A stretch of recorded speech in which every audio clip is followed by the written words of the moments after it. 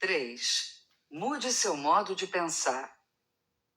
Eu nunca fui boa em conversa fiada, que é um dos motivos pelos quais não gosto de festas. Nas festas, espera-se que você se misture, e se misturar é um conceito aterrorizante para um escocês.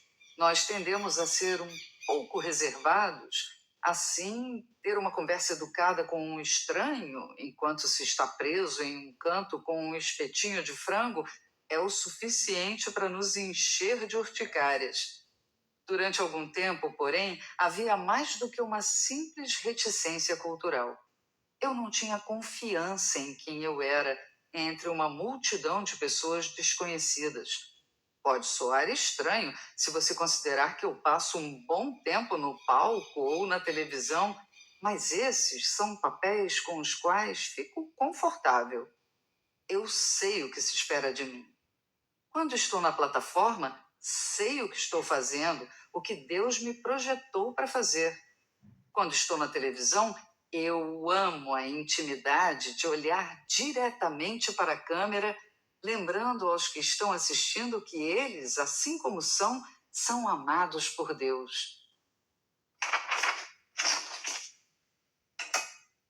Pode parecer estranho chamar de íntimo um meio de comunicação como a televisão, mas é o que eu sinto.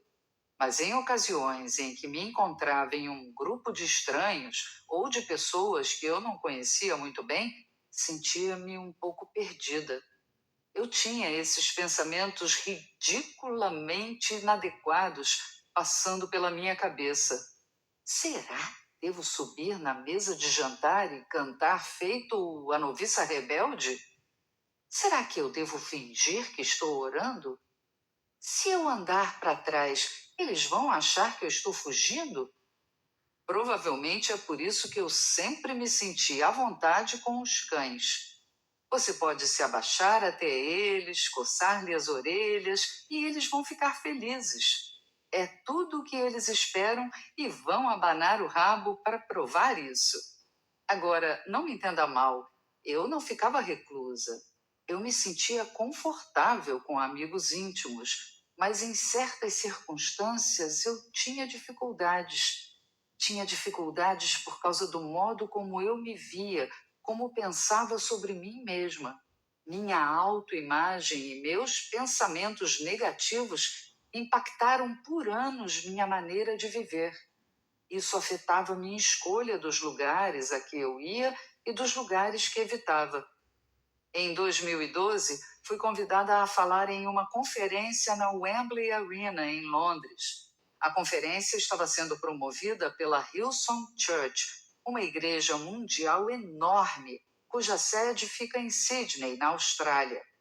Eu estava familiarizada com a incrível música de adoração que eles produziram ao longo dos anos, mas nunca havia conhecido os seus pastores seniores, Brian e Bob Houston. Minha única conexão com Hillsong era minha amiga Christine Kane. As outras palestrantes daquele ano na Color, o nome da conferência da Hillsong para mulheres, eram Christine, Priscilla Shirer e Bob Houston. Eu havia viajado sozinha de Dallas a Londres, mas assim que cheguei, Bob e sua equipe me fizeram sentir muito bem-vinda e amada. Wembley acomoda mais de 12.000 pessoas, o que pode ser uma visão bastante intimidante do palco, mas aquilo me levou às lágrimas. Eu nunca imaginara ver multidões como aquela na Inglaterra. Antes de ir para a América, eu trabalhei como evangelista com a Juventude Britânica para Cristo. Naqueles dias, nós lutávamos para conseguir mais do que umas poucas centenas de pessoas em qualquer evento. Então, ver milhares de mulheres adorando a Deus juntas foi lindo. Eu amei cada minuto da conferência, mas na última noite, minhas inseguranças vieram à tona. Fomos convidadas, depois da conferência, para uma festa na casa de um casal inglês. Naquela noite, Não foram convidadas apenas as palestrantes, mas a equipe de louvor e vários amigos e líderes de Bob que vieram de igrejas da Hillsong pela Europa. Quando todos se reuniram nos bastidores e começaram a amontoar-se em carros, conversando animadamente em suas roupas bonitas de festa, eu pedi licença, murmurando algo sobre uma dor de cabeça, e voltei para o hotel. Lembro-me de estar sentada na cama, sentindo-me solitária e um pouco perdida, mas a ideia de ser empurrada para um grupo de pessoas que pareciam medir 1,80 m e usar tamanho P era demais para mim. Eu não me sentia na moda o bastante ou inteligente o bastante. Eu já havia vestido tudo o que levara e não tinha roupa bonita de festa, então eu votei, pulei fora. Mesmo enquanto penso nisso agora, sei que ninguém na festa teria se importado com o que eu estaria usando, ou se eu estaria cansada demais para falar e rolaria no chão com o cachorro, o gato ou o hamster. O problema não era eles, era eu. Era o modo como eu me via. Era o modo como eu pensava sobre mim mesma. Ironicamente, naquele fim de semana, eu compartilhara mensagens sobre ser amado como você é. Eu até havia começado minha primeira mensagem com uma porção da escritura recentemente descoberta por mim. É perfeita para aqueles dias em que seu cabelo não está obedecendo. Seus olhos por trás do véu são pombas. Seu cabelo é como um rebanho de cabras. Cântico dos Cânticos 4:1.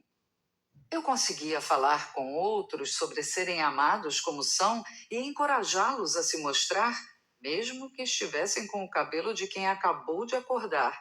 Mas eu não conseguia agarrar essa mensagem para mim. Antigos padrões de pensamento são difíceis de mudar. Embora naquela época eu morasse em uma boa casa e tivesse um marido e um filho amorosos, a impressão de ser a criança pobre com roupas de segunda mão, vivendo em moradias do governo, era uma identidade difícil de afastar. As circunstâncias de minha infância criaram um processo de pensamento que me dizia certas coisas sobre mim mesma. Meu pai cometeu suicídio quando eu tinha 5 anos de idade, e eu vivi acreditando, embora não creia que jamais tenha pensado conscientemente nisso, que não valia a pena ficar perto de mim. Ele sofrera uma lesão cerebral antes da morte, e a última vez que olhou para mim foi com raiva, o que eu li como ódio. Assim, eu vivia uma vida cuidadosa. Tinha o cuidado de não chegar muito perto de ninguém para que, caso se afastassem, não doesse tanto. Quando entrei no ensino médio, nunca tentei ser amiga das garotas populares, porque eu sabia que elas não me aceitariam. Em vez disso, eu me voluntariava para projetos ou fazia teste para uma ponta no musical da escola. Eu sempre fiquei muito mais confortável tendo algo a fazer, porque tinha pouca confiança em quem eu era. Você imaginaria que quando me tornei cristã, tudo isso mudou? Mas não. Eu cria que Deus me amava, porque Ele é Deus. Pode soar um pouco desrespeitoso, mas eu pensava, bem, esse é o trabalho dele, não é pessoal. Ele ama a todos. Isso não mudava o modo como eu me via ou como acreditava que os outros me vissem. Quando garota, eu encontrava meu valor naquilo que fazia para Deus. Eu me voluntariava para tudo na igreja e ficava até tarde para limpar as coisas depois da reunião de jovens. Quando me tornei cantora, em meus primeiros 10 anos no ministério, eu fui uma artista cristã contemporânea. Pergunte à sua mãe. E depois, apresentadora de TV e ensinei a Bíblia. E acreditei que tivesse valor, porque afinal, Deus estava me usando. Logo, Ele deve estar satisfeito comigo. Eu não entendia que Deus queria transformar completamente o modo como eu pensava e, por conseguinte, como vivia. Não só isso, eu não entendia que a maior história de amor e a mais profundamente pessoal é aquela entre Deus em Cristo e qualquer homem ou mulher que venha sem nada e aceite o tudo dele. Eu levaria muitos anos ao longo de uma estrada esburacada para começar a entender isso. A maneira como pensava sobre meu próprio valor se espelhava em meus relacionamentos com outras mulheres. Eu sentia que elas me aceitavam pelo que eu fazia e pela percepção que tinham de mim. Quando meu filho Christian estava na escola, eu já havia escrito vários livros e estivera na televisão, então as outras mães sabiam quem eu era. Eu simplesmente não as deixava saber quem eu realmente era. Eu não permitia que o amor de Deus banhasse meus olhos uma segunda vez. Você se lembra dessa história do Evangelho de Marcos? Eles foram para Betsaida e algumas pessoas trouxeram um cego a Jesus, suplicando-lhe que tocasse nele. Ele tomou o cego pela mão e o levou para fora do povoado. Depois de cuspir nos olhos do homem e impor-lhe as mãos, Jesus perguntou: Você está vendo alguma coisa? Ele levantou os olhos e disse: Vejo pessoas, elas parecem árvores andando. Mais uma vez, Jesus colocou as mãos sobre os olhos do homem. Então, seus olhos foram abertos e sua vista lhe foi restaurada, e ele via tudo claramente. Marcos 8, 22 a 25. Enquanto ele foi curado de cegueira física, algumas vezes nós precisamos ser curados da cegueira espiritual. Somos convidados a voltar a Cristo uma e outra vez para sermos renovados. Ter a visão clarificada é um presente poderoso. A capacidade de vermos a nós mesmos como Cristo nos vê, não pelos rótulos que usamos ou pelo modo como pensamos sobre nós mesmos. Não é que ele não esteja consciente de tudo que faz você ser você e eu ser eu. Ele conhece todas as nossas pequenas peculiaridades e traços de personalidade, mas a verdade gloriosa do Evangelho é que neste exato momento Jesus está apaixonado por nós, apesar de sermos um bando louco e confuso. Ele nos vê lindos. Não sei se você tem dificuldades ou em que área você acha que tem mais dificuldades. Pode não ser na maneira como você se vê. Pode ser no modo como você se vê como pai. Você olha para todos os outros pais e para o quão bem os filhos deles se comportam na igreja, e você os vê revirando os olhos quando os seus filhos levantam a voz, e não é para cantar. Você se questiona impiedosamente: o que estou fazendo de errado? Por que eles não me ouvem? Por que os filhos da minha irmã estão indo bem na escola e os meus estão sendo terrivelmente reprovados? Nós nos julgamos duramente como os pais e, às vezes, lemos esse julgamento nos olhos dos outros, mesmo quando não tem nada escrito lá. Uma das coisas mais difíceis de suportar é quando um de seus filhos se afasta da fé. Isso é de partir o coração e os pensamentos que circulam por dentro são torturantes. Você quer saber o que deu errado? Seu filho foi para a mesma igreja, para a mesma escola dominical que o filho de seus amigos, que se tornou um jovem piedoso, e seu filho não quer nada com Jesus. O que aconteceu? O que você deixou passar? Uma das minhas amigas mais queridas está nessa situação agora. Nós choramos juntas pelo telefone enquanto ela divide o que está acontecendo na vida de seu filho. Ela é uma ótima mãe. É amorosa e justa, forte e carinhosa, mas no momento não consegue se ver assim. A dor turvou-lhe a visão. Ela olha para a situação que não é boa e em sua mente isso se traduz para você não é boa. Essa é uma distinção enorme e importante. Uma de minhas principais paixões como mãe, desde o momento em que meu filho nasceu, foi ajudá-lo a distinguir entre fazer uma coisa ruim e ser uma pessoa ruim. Ele foi uma criança fácil de criar, mas quando tinha 16 anos, ele fez algo tolo e felizmente foi pego. Não era grande coisa, mas não era característico dele. Ele é um perfeccionista e mentalmente se castiga se ficar aquém de seu rígido padrão interno. Naquela noite, ele me viu orando e chorando por ele em meu quarto. Ele veio correndo, com lágrimas vertendo pelo rosto, dizendo que nunca faria nada mal novamente. Eu o peguei em meus braços e lhe assegurei, pois eu tinha certeza de que ele faria. Eu lhe disse naquela noite que eu gostaria de ter entendido aos 16 ou mesmo aos 36. O que ele fez não foi uma coisa boa, mas isso não faz dele uma pessoa má. Isso o faz humano.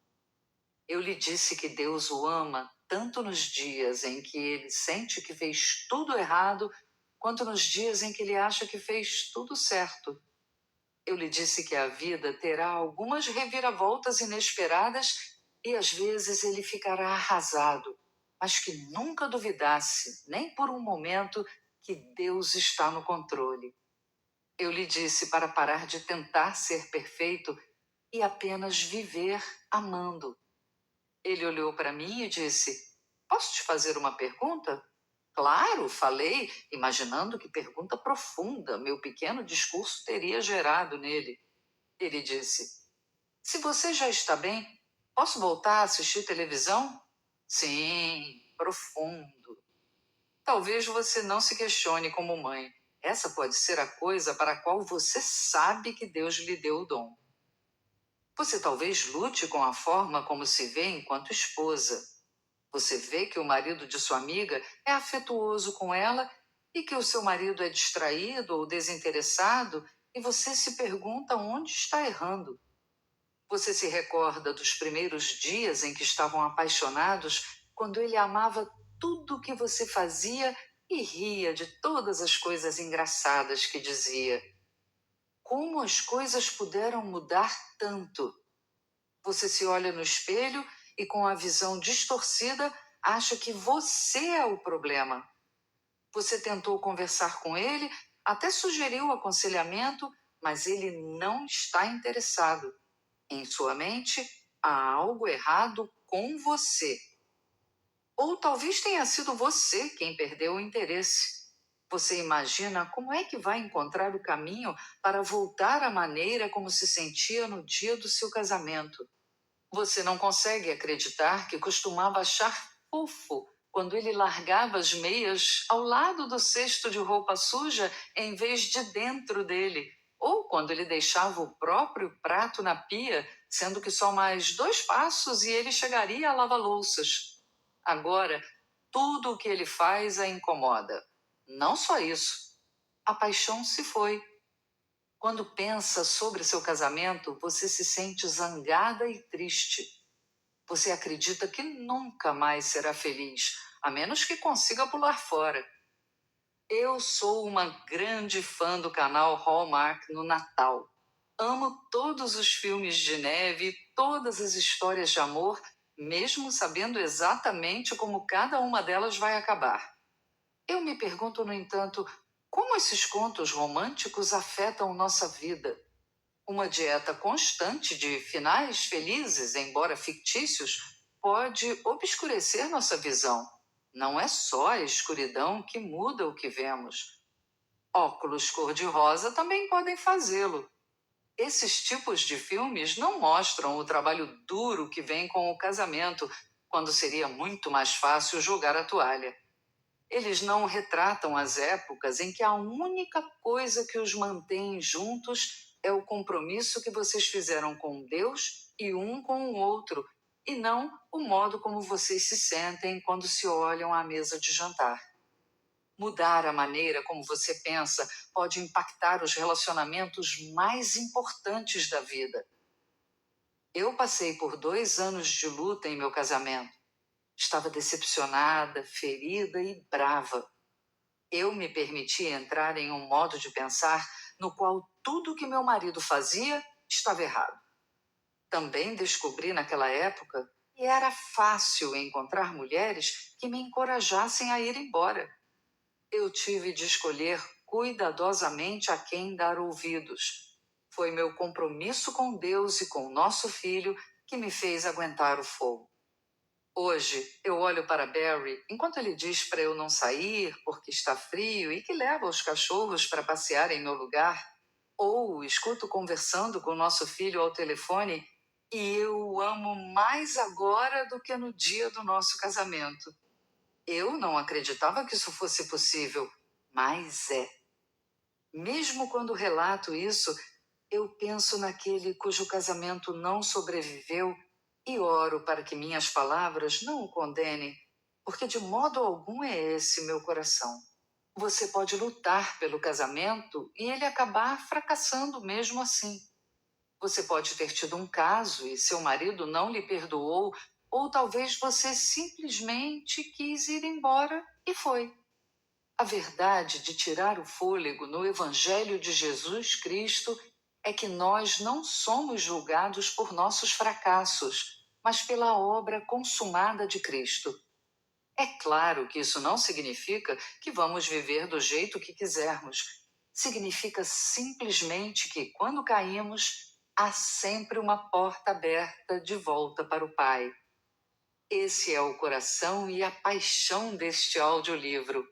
Tudo bem não estar bem, porque Jesus nos acertou com Deus. Se conseguíssemos começar a compreender isso, revolucionaria radicalmente nossa vida. Deus olha para este grupo louco e confuso de beleza que é o corpo de Cristo e Ele nos ama. Ele, nem por um segundo, ama mais aquele que lutou pelo casamento do que ama aquele que desistiu. Você não é um marginal, não é o segundo melhor. Se você colocou sua confiança em Cristo, você é um filho de Deus. Vejam como é grande o amor que o Pai nos concedeu, sermos chamados filhos de Deus, o que de fato somos. 1 João 3:1. Enquanto reflito sobre alguns dos aspectos em que precisamos transformar nosso pensamento, fica claro que vivemos em uma cultura que valoriza coisas externas: aparência, riqueza, posição e sucesso. Talvez você não seja casado ou não tenha filhos, mas você, por acaso, luta com seu valor básico como pessoa? Se você não conseguiu a promoção que esperava, ou se não foi convidado a se juntar a um determinado grupo que saía para almoçar, é muito fácil se sentir desvalorizado ou insignificante. E isso pode começar a mudar a forma como você pensa sobre sua vida. Recebi uma carta anônima algumas semanas atrás de uma mulher que me disse que tem dificuldade para se conectar com qualquer um. Ela vai à igreja, mas se senta nos fundos e escapa durante a música final. Ela não me disse porque se sente tão pouco amável, mas a última frase de sua carta foi: acho que se eu desaparecesse esta noite, ninguém notaria que eu fui embora. Esse é um lugar miserável para se estar. Nós fomos feitos para nos conectarmos e desejamos saber que somos importantes. Eu tenho conversado com muitas mulheres cuja maior luta mental é não acreditar que estejam à altura como cristãs. Uma jovem me disse que tem certeza de que Deus deve estar desapontado com ela, porque não ora o suficiente nem tem fé suficiente. Outra mulher me disse que acredita que Deus não lhe responde às orações porque ele não a ama tanto quanto ama algumas das outras mulheres de sua igreja. Em vez de sentirem-se profundamente amados, muitos sentem-se esmagadoramente condenados. não acredito que seja assim que Deus quer que vivamos. Tem de haver uma transformação em nosso pensamento. Mude sua mente. Nos 2 primeiros capítulos, abordamos uma conversa honesta e visceral conosco e com Deus, encarando o desapontamento quando as portas são batidas em nossa cara. Mas nada disso nos impulsionará à frente a menos que mudemos nossa forma de pensar. Como podemos mudar o que pensamos quando isso está tão profundamente arraigado? Vamos dar uma outra olhada no início de Romanos 12. O versículo 2 diz: Não se amoldem ao padrão deste mundo, mas transformem-se pela renovação da sua mente, para que sejam capazes de experimentar e comprovar a boa, agradável e perfeita vontade de Deus. Paulo deixa claro que a única maneira de sermos transformados é ter nossa mente renovada. Enquanto meditava neste versículo por algum tempo, eu questionei se no cristianismo contemporâneo nós não damos mais ênfase ao comportamento do que ao pensamento correto. Naquilo que fazemos, em vez de entender por que o fazemos e de nos comprometer de todo o coração com o processo. Deixe-me explicar o que quero dizer. Uma das coisas que nosso filho notou no primeiro ano de faculdade foi que alguns dos outros alunos que ele conhecia do ensino médio ou da igreja mudavam o modo como se portavam quando estavam longe de casa. Agora eu sei que, em certa medida, esse é o esperado quando nossos filhos estão fora de casa. Aquilo, entretanto, era mais do que uma simples abertura de asas. Eles viviam como pessoas completamente diferentes. Assim que estavam longe do olhar dos pais sobre seus modos, eles se comportavam como queriam. Se não há uma transformação interna, quando forças externas são removidas, nós fazemos o que nos dá vontade. Eu orei com muitos pais cristãos que estavam arrasados pelo modo como seus filhos, em idade universitária, haviam mudado. Eles nunca agiram assim antes de sair de casa. A questão difícil permanece. Por que eles viviam de modo diferente em casa? Antes, eles faziam boas escolhas para se encaixar, evitar disciplina ou porque havia uma mudança de coração e mente. Você pode fazer todas as coisas certas, mas se não souber por que as faz, você as abandonará quando não forem mais esperadas. Não é só com nossos filhos. É muito fácil nós cairmos na mesma armadilha.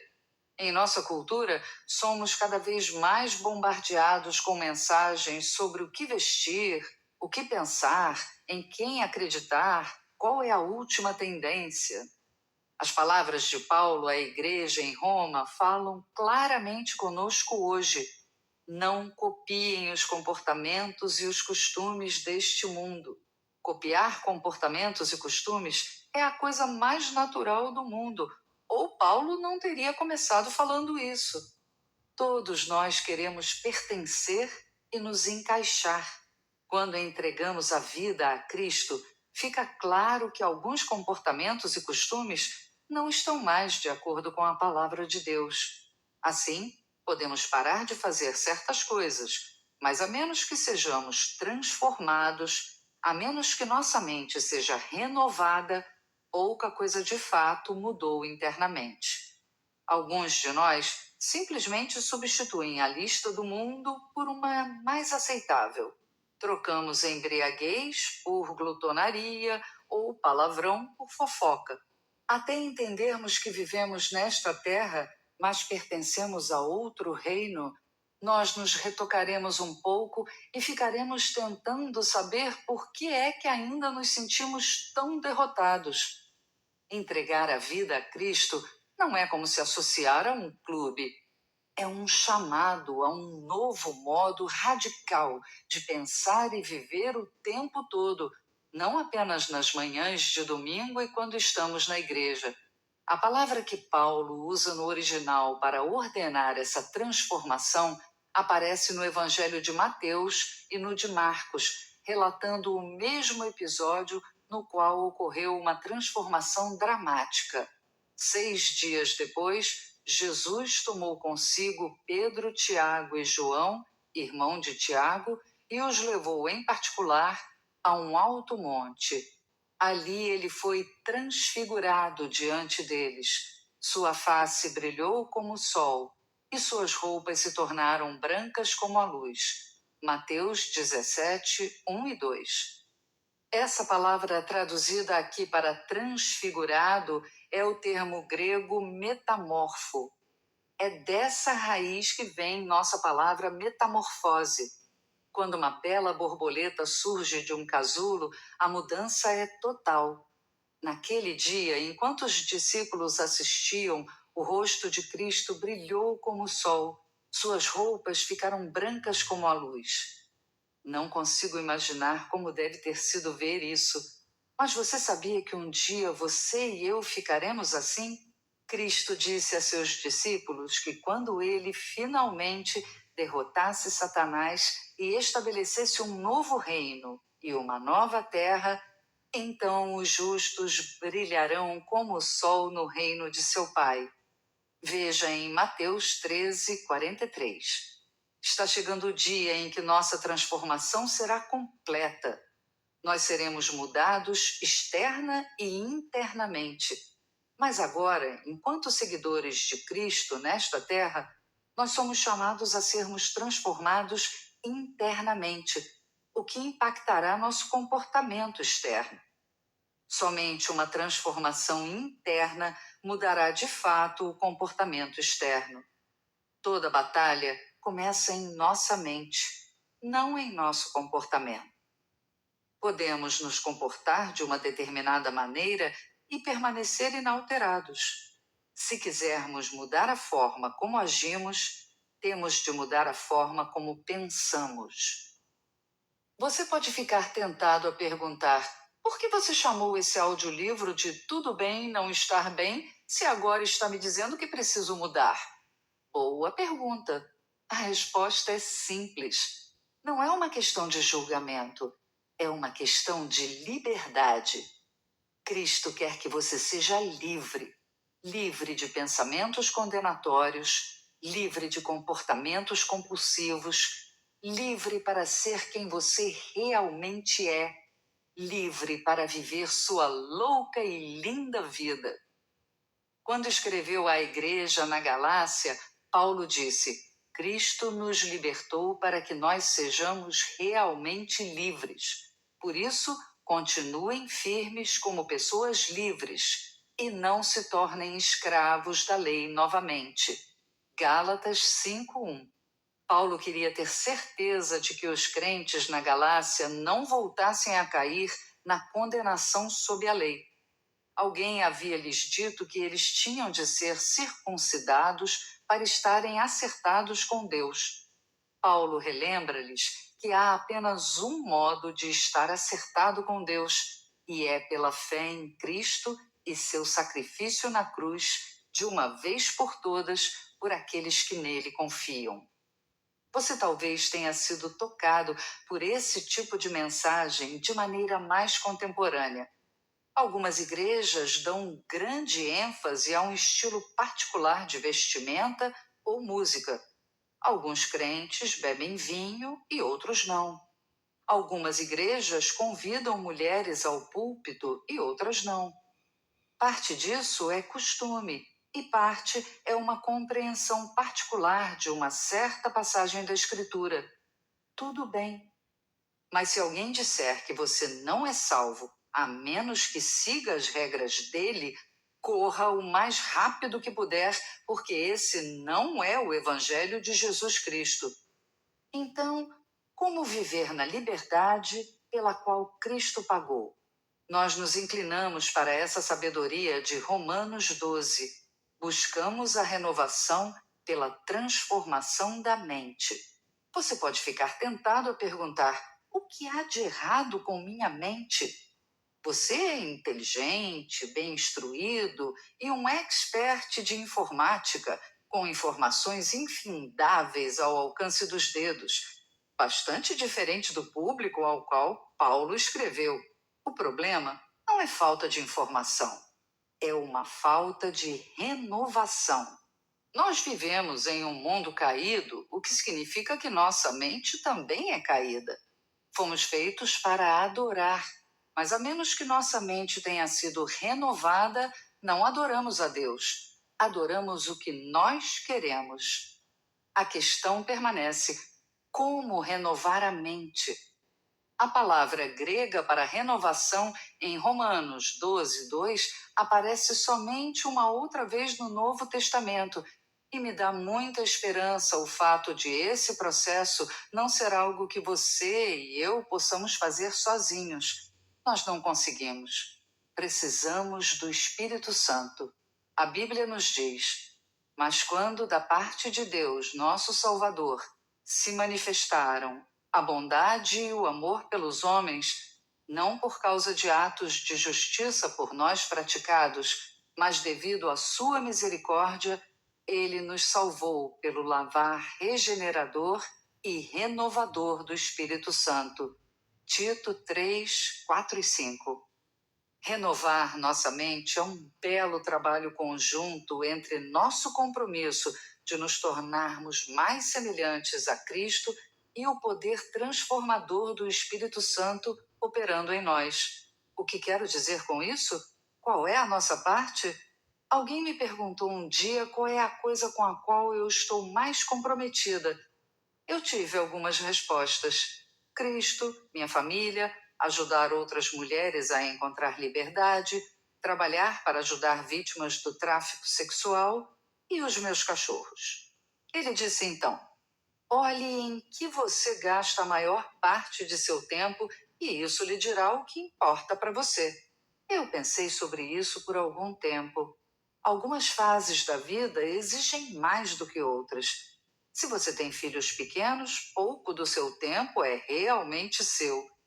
Mas se você é como eu, você encontra tempo para o que acha que precisa a fim de relaxar. Talvez você ame enterrar a cara em um bom livro com a porta do banheiro trancada. Ou, se você for leal a um determinado programa de televisão, vai arranjar tempo para isso.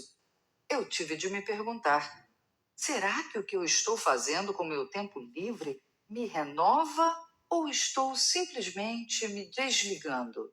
Agora, não me entenda mal. Eu acho que às vezes nos desligar é exatamente aquilo de que precisamos, mas isso não trabalha para renovar nossa mente. É aí que as escolhas que fazemos determinam se estamos trabalhando com o Espírito Santo ou não. Assim como temos um Salvador que nos ama, temos um inimigo que nos odeia. Ele fará tudo o que puder para distrair e condenar. Quando comecei a perceber o quanto de minha vida ainda era influenciada por padrões destrutivos de pensamento, eu fiz algumas mudanças. Não foram saltos monumentais, foram passos simples, um dia de cada vez. Eu vi que tinha um problema interno, meus pensamentos, e um problema externo, as coisas que eu permito me impactarem. Fiz de meus problemas internos e externos um assunto de oração intencional. Encaremos, não importa o quanto tentemos mudar, é difícil. Assim, primeiro, eu comecei diariamente a pedir ao Espírito Santo para mudar meu coração.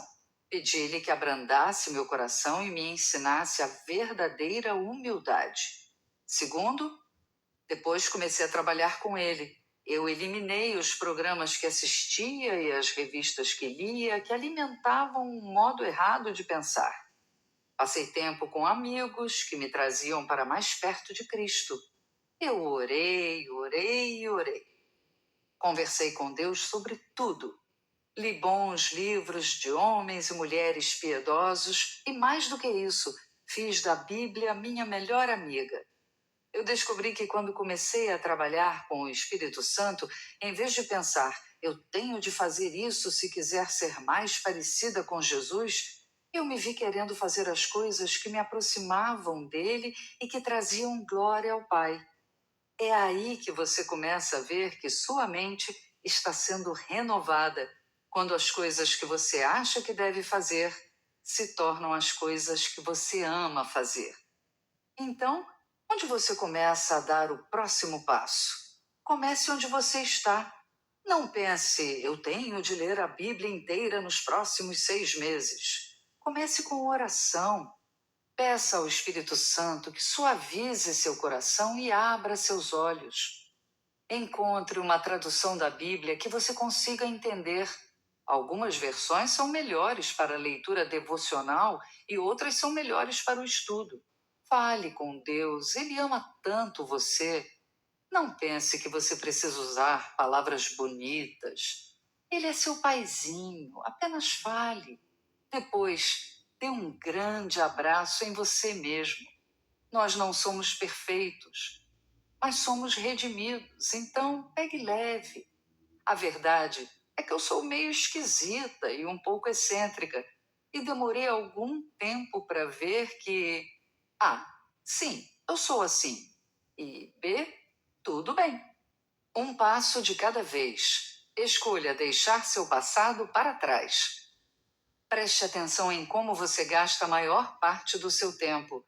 Depois de um dia cheio, quando você finalmente desaba em sua cadeira favorita, o que acontece? Você liga a TV e deixa que suas mensagens o inundem? Não me entenda mal, tenho meus programas favoritos, assim como você, mas eu também observo o meu tempo todos os dias para prestar atenção no que estou pensando. Você é uma obra em processo e merece investir tempo em quem está se tornando. Tire um tempo para ouvir as fitas que tocam em sua cabeça. Anote essas falas, mesmo que sejam muito negativas. Não se trata de passar em um teste. Trata-se de ser honesto consigo mesmo sobre onde você está e então dar um passo à frente. Busque capturar seus pensamentos. Esteja atento aos familiares pensamentos negativos que invadem sua mente e agarre-o o mais rápido que puder. Paulo escreve o seguinte para a igreja em Corinto: destruímos argumentos e toda pretensão que se levanta contra o conhecimento de Deus e levamos cativo todo pensamento para torná-lo obediente a Cristo. 2 Coríntios 10:5.